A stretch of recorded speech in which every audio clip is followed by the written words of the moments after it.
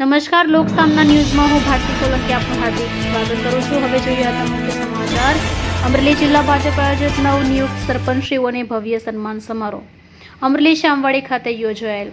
આ સન્માન સમારોહમાં વિજેતા થયેલા ભાજપના 58 સરપંચશ્રીઓને મોમેન્ટો, કેસરી ખેસ અને અખંડ ભારતના નિર્માતા શ્રી સરદાર વલ્લભભાઈ પટેલનો ફોટો અર્પણ કરી સન્માનિત કરેલ.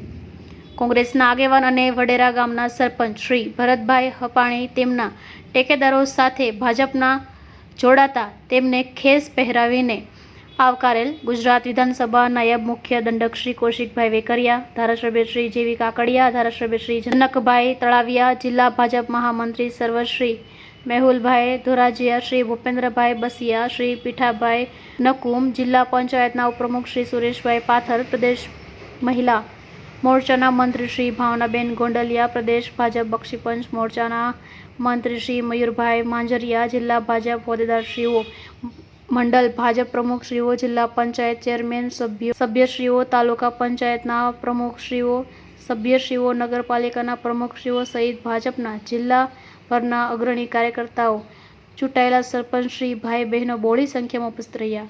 હવે ફરી મળીશું એક નવા સમાચાર સાથે. જોતા રહો લોકસામના ન્યૂઝ.